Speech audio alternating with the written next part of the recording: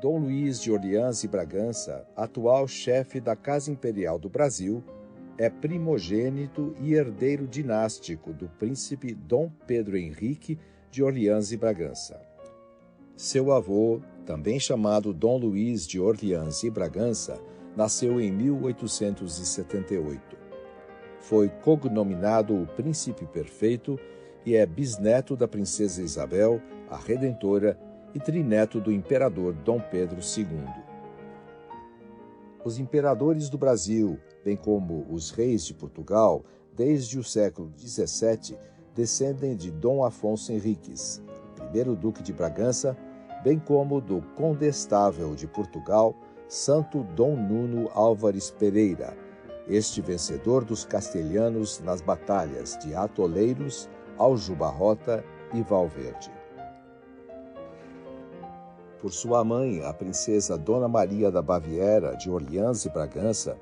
Dom Luís herda as tradições da família de Wittelsbach, a Casa Real da Baviera, uma das mais antigas da Europa, que tem sua origem no século IX e célebre nos campos das artes e da cultura. Por seu bisavô, o príncipe Gastão de Orleans, conde de, esposo da princesa Isabel, e herói da Guerra de Marrocos e da Guerra do Paraguai, o atual chefe da Casa Imperial do Brasil descende da Casa Real Francesa. Com efeito, provém ele em linha direta, por legítima varonia, de Hugo Capeto, que em 987 ascendeu ao trono da França, e de São Luís IX, o rei cruzado que governou a França de 1226 a 1270. Descendendo de reis, santos e heróis, de fundadores de impérios, cruzados e artistas, Dom Luís haveria de receber uma educação à altura das tradições que representa. Foi intenção de seu pai dar-lhe uma formação moral sólida, baseada nos princípios tradicionais da Santa Igreja. Ao mesmo tempo, desejou que ele tivesse uma cultura geral, um conhecimento em profundidade dos problemas do Brasil e do mundo e um trato social condizentes com a alta posição que lhe estava destinada. Por fim, desejou para seu primogênito o que a antiga lei de banimento não permitira para si próprio: uma educação no Brasil, entre brasileiros e dentro das melhores tradições brasileiras. Nascido em Mandelieu, França, em 6 de junho de 1938, foi batizado com o nome de Luís Gastão Maria José Pio de Orleans e Bragança, na capela de Mas-Saint-Louis, vila de sua avó, a princesa Dona Maria Pia de Bourbon-Sicílias de Orleans e Bragança, e registrado no Consulado-Geral do Brasil, em Paris. Com a deflagração, em 1939, da Segunda Grande Guerra, a família imperial ficou retida na França e impedida de transferir-se para o Brasil. Só após o término do conflito, pôde Dom Luís, então menino de 7 anos, ver pela primeira vez a sua terra.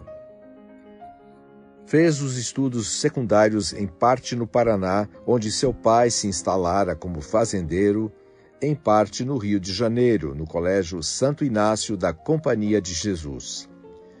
Cursou depois o Colégio Universitário em Paris e foi concluir seus estudos na Universidade de Munique, onde cursou Química.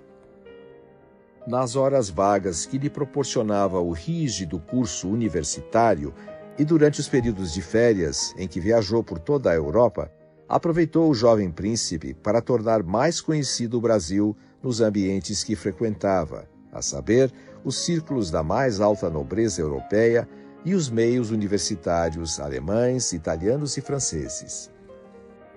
Retornando ao Brasil em 1967, passou a residir em São Paulo, onde assumiu a direção do secretariado de seu pai, já então residente na sua propriedade rural, em Vassouras, no estado do Rio de Janeiro.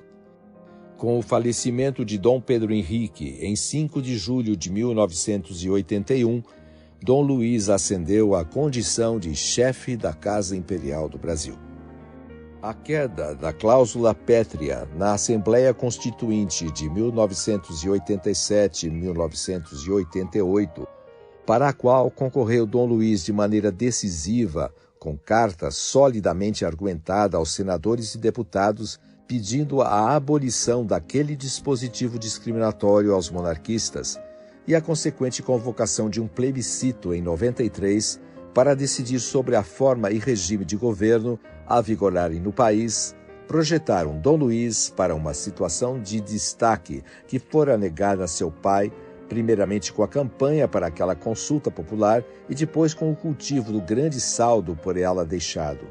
13% dos votos válidos, mais do que o eleitorado da maior parte dos partidos políticos, em um pleito ardilosamente antecipado, e no qual Dom Luís, representante natural da forma monárquica de governo, ficou privado do indispensável acesso aos meios televisivos.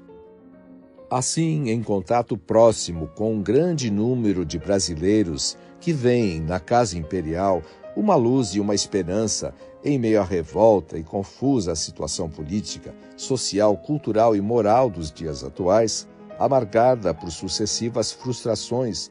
proporcionadas por estas ou aquelas figuras ou propostas políticas, Dom Luís faz sentir que o Brasil encontrará seu seguro caminho na fidelidade aos valores que o fizeram no tempo do Império, grande e respeitado entre as nações. Dom Luís presidiu congressos e eventos de monarquistas realizados em diversas regiões do país, impressionando sempre seus auditórios pela profundidade, clareza e palpitação dos conceitos que emite. Viajou ao exterior, proferindo conferências na Europa e nos Estados Unidos para públicos seletos e participando de eventos comprometidos com a sustentação dos valores tradicionais, notadamente os promovidos pela Associação Noblesse et Tradition, que congrega o escol da nobreza europeia. Falando fluentemente 3 idiomas, o português, o francês e o alemão, e entendendo ainda o castelhano, o inglês e o italiano, Dom Luís é senhor de sólida cultura, alicerçada em leituras sérias e prolongadas, especialmente de assuntos históricos e sociológicos, assim como no contato com a realidade viva da nação. Como o imperador Dom Pedro II encontra no estudo um verdadeiro prazer. Mas, divergindo neste ponto de seu trisavô, gostou desde cedo da equitação e da caça, tendo mesmo neste último esporte conquistado alguns troféus. Dedicou-se à fotografia, revelando na precisão das composições e na matização dos detalhes o veio artístico dos 2 ramos familiares. É ainda apreciador de música erudita, especialmente de compositores brasileiros da escola barroca. Católico ardoroso e por isso mesmo infenso a todas as formas de socialismo, atuou desde jovem com vivo incentivo de seu pai em prol dos princípios fundamentais da civilização cristã, atividade esta a que continua a consagrar sua disponibilidade de tempo. É grão-mestre da Ordem de Pedro I, da Ordem da Rosa e das demais ordens imperiais brasileiras. É ainda a Gran Cruz da Ordem Constantiniana de São Jorge, da Casa Real de Bourbon-Sicílias, Gran Cruz da Ordem de Nossa Senhora da Conceição de Vila Viçosa, Portugal, e Baílio, Gran Cruz de Honra e Devoção da Soberana Ordem de Malta, além de membro efetivo de diversos institutos culturais. Dom Luís tem dedicado um pouco do seu tempo à composição de memórias, nas quais vai registrando, a par de suas inúmeras recordações, comentários e juízos acerca dos acontecimentos e transformações que acompanhou em meio século de vida adulta.